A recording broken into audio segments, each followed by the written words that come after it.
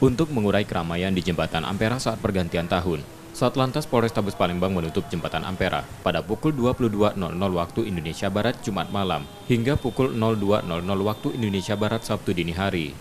Karena penutupan tersebut, lalu lintas dialihkan ke Jembatan Musi 4 dan 6. Sebelum Jembatan Ampera ditutup, polisi akan melakukan pengalihan lalu lintas dari Bundaran Pasar Cinde yang menuju Bundaran Air Mancur ke Jalan Kolonel Atmo mulai pukul 19.00 waktu Indonesia Barat. Penutupan Jembatan Ampera untuk mengurangi mobilitas masyarakat agar tidak terjadi kerumunan dan keramaian saat pergantian tahun.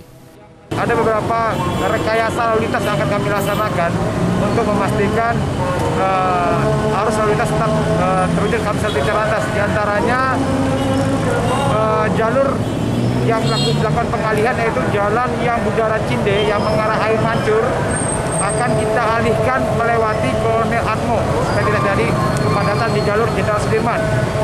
Itu akan kita berlakukan sejak pukul 19.00. Namun sifatnya situasional ya, tergantung situasi arus lalu lintas.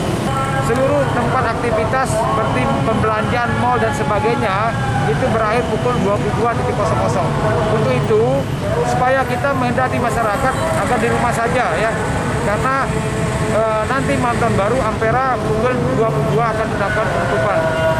Penutupan juga dilakukan di Benteng Kuta Besar dan Taman Kambang Iwa. Yudi Kiswanto, Kompas TV, Palembang, Sumatera Selatan.